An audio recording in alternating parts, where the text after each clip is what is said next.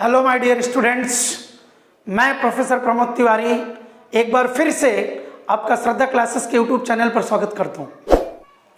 मेरे प्रिय विद्यार्थियों, माय डियर स्टूडेंट्स, आपका 10वीं का एग्जाम हुआ ख़त्म। आप ज्योग्राफी का पेपर कल बहुत अच्छे से दिए। आपने खुद कहा कि सर आपका इम्पोर्टेंट हमारे बहुत काम आया। हमने हिस्ट्री के इम्पोर्टेंट दिए, अलजेब्रा, ज्योमेट्री, साइंस, सारे सब्जेक्ट के इम्पोर्टेंट दिए। आपने अच्छे मार्क्स लाने की कोशिश किया।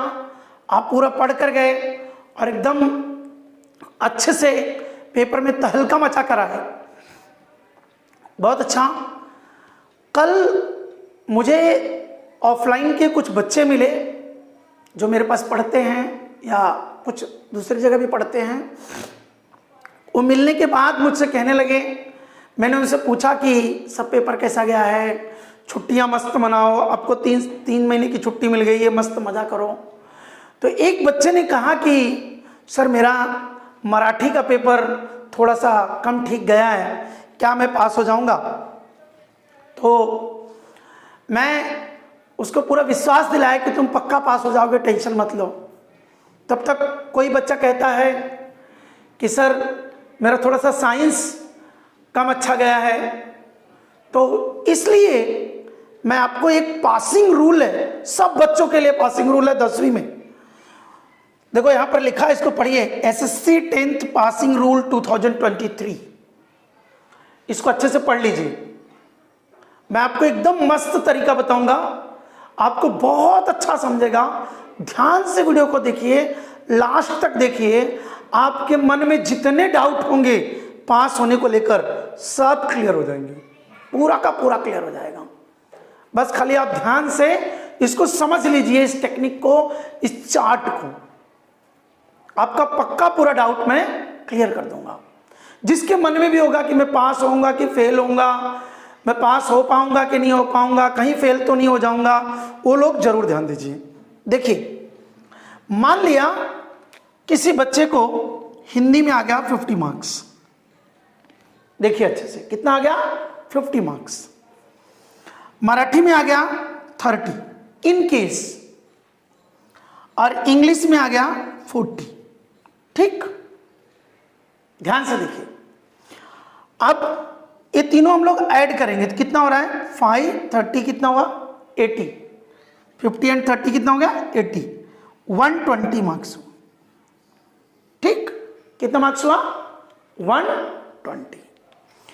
पासिंग रूल कहता है कि अगर तीनों सब्जेक्ट मिला करके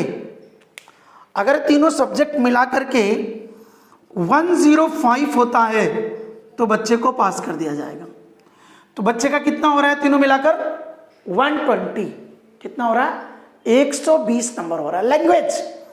लैंग्वेज तीनों लैंग्वेज मिलाकर अगर 105 होता है तो वो बच्चा पास।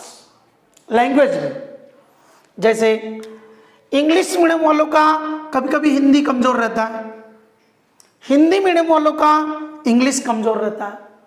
ऐसा हिंदी मीडियम का कोई बच्चा ऐसा है जो दूसरे प्रदेश से आया, 9th में आया, डायरेक्ट कोई 10th में ही आया, कोविड की वजह से उसने पढ़ाई लेट शुरू की, उसको मराठी थोड़ा कम समझ में आया, इंग्लिश थोड़ा कम समझ में आया, तो वो परेशान है कि मेरा क्या होगा। मैं आपको बताता हूँ। अब ये हिंदी में जो 50 मिला है, इसमें से 5 मार्क्स निकाल करके आपको मराठी में दे दिया जाएगा, आपका 35 हो जाएगा, और हिंदी में आपको 45 हो जाएगा। बात समझ गया? मेरे ख्याल से आपका डाउट क्लियर हो रहा है। अच्छे से समझिएगा। सेम काम इंग्लिश पर लागू है। किसी बच्चे को मान लिया इंग्लिश में 28 मार्क्स आ गया, 28 मार्क्स आ गया, तो 28 मार्क्स आने के बाद सेम हिंदी से उसको जो भी 7 मार्क कम है वो दे दिया जाएगा, और वो 35 करके उसको पास कर दिया जाएगा। ये सेम काम तीनों सब्जेक्ट आपस में करते हैं। किसी का हिंदी अच्छा नहीं गया, हिंदी में मार्क्स कम पड़ रहा है तो हिंदी को दे दिया जाएगा, मराठी में कम अच्छा गया है तो मराठी को दे दिया जाएगा, इंग्लिश कम अच्छा गया है तो इंग्लिश को दे दिया जाएगा। जो भी आपका तीनों लैंग्वेज एक दूसरे के साथ रहेंगे और एक दूसरे को हेल्प करेंगे। हाँ, लेकिन अब कोई बोल रहा है नहीं नहीं तीनों मेरा खराब गया है, भैया तब आपको कौन बचा सकता है? जब तीनों आपका खराब गया है फिर आपका कुछ नहीं हो सकता है। लेकिन मैं उनके लिए बता रहा हूं जिनके लैंग्वेज में कोई 2 सब्जेक्ट अच्छे गए हैं, एक थोड़ा सा डाउन गया है, तो पास होने का डर रहा है, सर मेरा 30 तो आ जाएगा लेकिन मैं पास कैसे हो पाऊंगा? तो मैंने आपको ट्रिक बता दिया। सेम काम मैथ्स और साइंस का देखिए। मैथ्स और साइंस का जो पासिंग रूल है, अलजेब्रा ज्योमेट्री मिला के 100 है, साइंस 1 साइंस 2 मिला के 100 मार्क्स है। ये टोटल 300 मार्क्स है तीनों सब्जेक्ट, ठीक है। ओरल एंड रिटन मिला के ये टोटल तीनों का मिला के 300 है। 105 चाहिए पास होने के लिए, 105 आपको चाहिए पासिंग के लिए। अब यहां देखिए ये दोनों मिला के कितना है? 200। दोनों मिलाकर आपको 70 मार्क्स चाहिए। दोनों मिलाकर आपको 70 मार्क्स चाहिए। ये तो दोनों बोल रहा हूं, मैं तो 4 बोलूंगा। कैसे? मैथ्स में अलजेब्रा ज्योमेट्री है, साइंस में साइंस 1 है, साइंस 2 है। यार आप सोचो 4 सब्जेक्ट मिलाकर आपको सिर्फ 70 नंबर लाना है। सोचो 4 सब्जेक्ट मिलाकर 70 मार्क्स लाना है। बाई चांस अगर किसी बच्चे को मैथ्स में 30 आ गया, दोनों मैथ्स मिलाकर एकदम परेशान है, साइंस में दोनों साइंस में मिला के 40 आ गया, बच्चा पास हो गया यार। 40, 30, 70 गाड़ी पार, कुछ टेंशन नहीं, बेफिक्र 110% पास हो। कैसे? ये 40 जो साइंस है ना, ये 5 इसको दे देगा, 5 इसको दे देगा, तो ये 35 हो गया, ये भी 35 हो गया। यही काम उल्टा कर लो। अगर किसी का मैथ्स अच्छा गया है, मैथ्स में उसको 50 मिल रहा है, दोनों मैथ्स मिला के मैथ्स में 50 मिल गया, और साइंस में उसको 30 ही मिला, तो मैथ्स दे देगा 5 मार्क उसको। मतलब जुगलबंदी कैसी चल रही है, जोड़ी कैसी चल रही है, मैथ्स और साइंस, ठीक है। मैथ्स और साइंस मिला के आपका 70 होना चाहिए।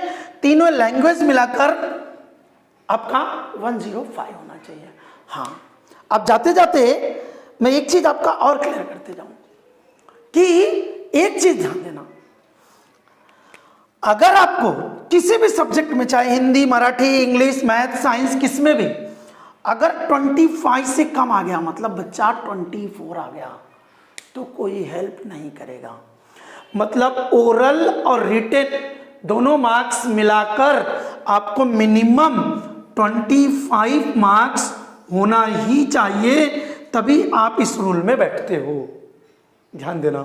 जैसे एक रूल देखिए, हिंदी में मान लिया आपको 60 नंबर आ गया, ठीक, कितना आ गया? 60 आ गया। मराठी में आपको 40 आ गया, ठीक। इंग्लिश में आपको 24 मार्क्स आ गया, तो आपको कोई नहीं बचा सकता है। आप ये मत बोलो सर मेरा तो जो टोटल है वो 124 है, ये नहीं चल पाएगा, ये गलत है। 25 नंबर आपका ओरल और रिटन मिलाकर होना ही चाहिए। अगर सब्जेक्ट में 25 मार्क्स है और जो भी 10 नंबर आपको कम पड़ रहा है वो अदर सब्जेक्ट उसको प्रोवाइड कर देगा, ठीक है। अब आते हिस्ट्री ज्योग्राफी पे। तो हिस्ट्री और ज्योग्राफी तो जॉइंट मार्क्स मिलता है, सिंपल सब्जेक्ट है, उसमें किसी के फेल होने की संभावना ही नहीं है, इसलिए उस टॉपिक पे मैं ज़्यादा उन्हें केयर किया। अगर बेस्ट ऑफ 5 का रूल आता है, best of 5, what is best of 5? Best of 5 कहता है कि जैसे आपके 6 सब्जेक्ट हैं, 6 सब्जेक्ट में जिसमें एक में 80 है, एक में 70 है, एक में 60 है, और एक में 55 है, एक में 50 है, एक में 40 है, ठीक। तो ये सब्जेक्ट को हम छोड़ देंगे। बेस्ट ऑफ 5 का मतलब क्या होता है? जिस सब्जेक्ट में सबसे कम मार्क्स होगा उस सब्जेक्ट को कैलकुलेशन में, एग्रीगेट में परसेंटेज निकालते समय उसको छोड़ देते हैं। यही है बेस्ट ऑफ 5, ठीक है। तो जिसका पासिंग का टेंशन था, जिन बच्चों को चिंता थी कि यार हिंदी में मुझे बहुत अच्छा लिखा है लेकिन ऐसा लग रहा है 30-32 आएगा लेकिन 35 हो पाएगा कि नहीं, उनकी चिंता दूर किया। मराठी का सेम, इंग्लिश का सेम, मैथ्स का और साइंस का, आपका पूरा डाउट मैंने क्लियर करने की कोशिश किया है। फिर भी अगर कुछ डाउट रहा तो कमेंट बॉक्स में कमेंट जरूर करिए। इसके पहले मैंने एक जो वीडियो लाया था कि 10th के बच्चे होंगे फेल, वो उनके लिए लाया था बेटा जिन्होंने परीक्षा नहीं दिया था टाइम टेबल के चक्कर में, ठीक है। और मैं तो हमेशा कहता हूं 10वीं के सब बच्चे होंगे पास, 110% सबके सब बच्चे होंगे पास।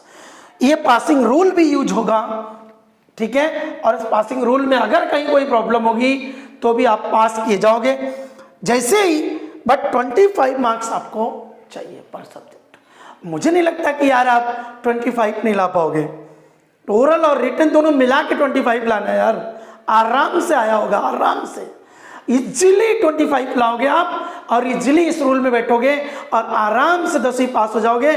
और 10वीं पास होने के बाद अच्छे कॉलेज में जाओगे और मस्त मेरे साथ YouTube पर जुड़े रहोगे, क्योंकि यहीं पर हम पढ़ाई करेंगे 11th 12th 9th 10th 9वीं 10वीं 11वीं की पढ़ाई YouTube पर ही होगी, टेंशन मत लेना।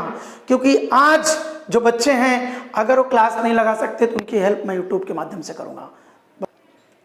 माय डियर स्टूडेंट्स, सपना एक देखोगे मुश्किलें 1000 आएंगी। क्या सपना एक देखोगे मुश्किलें 1000 आएंगी, लेकिन वो मंजर बड़ा खूबसूरत होगा। क्या बोला मैंने?